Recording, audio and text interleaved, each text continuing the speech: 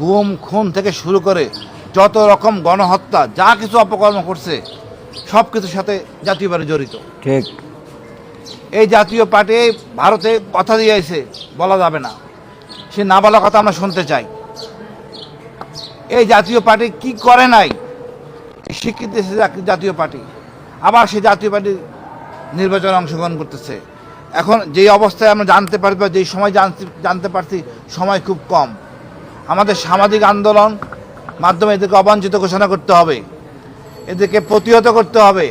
আর একটা মাত্র পথ আছে আমাদের, বিচার বিভাগ। তারা সরাসরি সমটক করে এর ব্যাখ্যা দিতে পারে ইলেকশন কমিশনের কাছে। ফ্যাসিস্টের সহযোগীকে নির্বাচনে অংশগ্রহণ করতে দেওয়া যায় না। দীর্ঘ 16 বছর আমরা নির্বাচন করতে পারি নাই, তাল বাহানা করছে। জাতীয় পার্টি সুবিধার মধ্যেই ছিল, আবারও সুবিধার মধ্যে আসতে যাচ্ছে। তাদেরকে যেখানেই পাওয়া যাবে সেখানে গণধোলাই দিতে হবে। ঠিক। এদেরকে মানে আমাদের যে মব না, চট থাপ্পড় তো মব না নাকি, এই চট থাপ্পড়ের মধ্যে রাখতে হবে।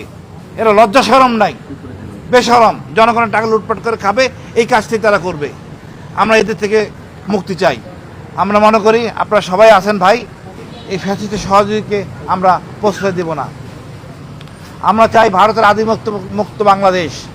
ভারত আবার জেকে বসুক, এটা কোনোভাবে কাম্য না। ভারতের সাথে চোখে চোখ রেখে কথা বলবো, যা ইচ্ছে তাই ভারত করে গেছে শহীদ জিয়ার অংশটুক ছাড়া। কিন্তু এই যা ডক্টর ইউনূস রাজনীতিবিদ না, তারপর যা দেখাইছেন ভারতের